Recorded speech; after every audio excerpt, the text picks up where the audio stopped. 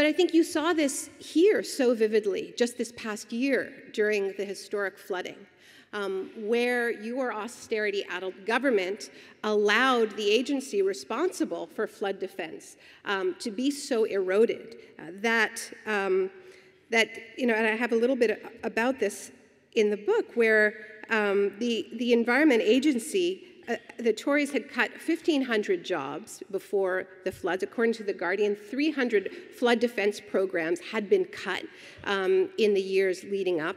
Another 1,700 jobs were on the chopping block. This was, I think, a third of the whole workforce. So obviously, this is a problem to the entire logic of austerity. And we saw very clearly how, just in a glimpse, it really couldn't hold up, where Cameron himself said words many of us never thought we would hear him say. Money is no object, we'll spend whatever it takes, right?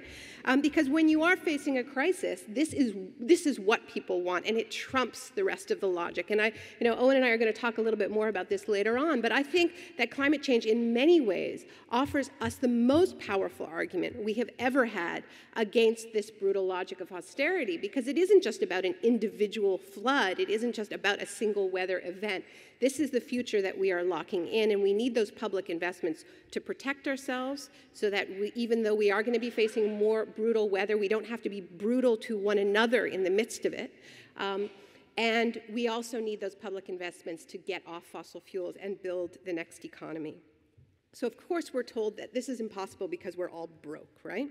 And we've been hearing this now for decades, but we are particularly broke ever since we bailed out the banks. And of course that that crisis did show that when elites declare a crisis, when they decide there is a crisis, money is no object, and it is simply found, especially if you live in the US and they just print more money.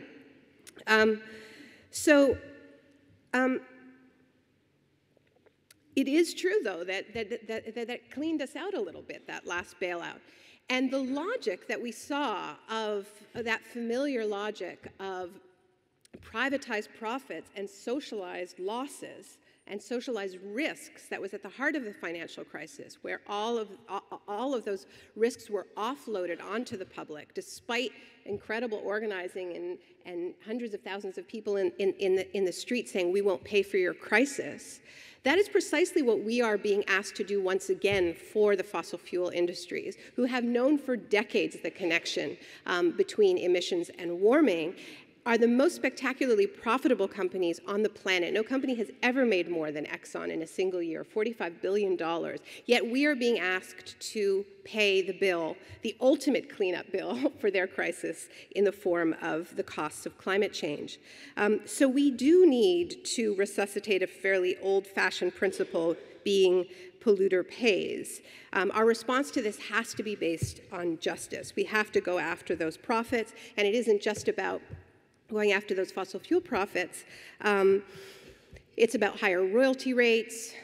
It's about financial transaction taxes. I go through a whole list in the book. If we were serious about getting the money to pay for this crisis, we have no end of options available to us. And that should include nationalizing the energy companies that are doing such a poor job of serving the public in this country, where a quarter of British citizens say that they have not turned on the heat in winter at times because they can't afford the energy costs. And that is why a majority of respondents in poll after poll in this country say that they're in favor of nationalizing energy companies, and even a majority of conservatives, which is quite interesting.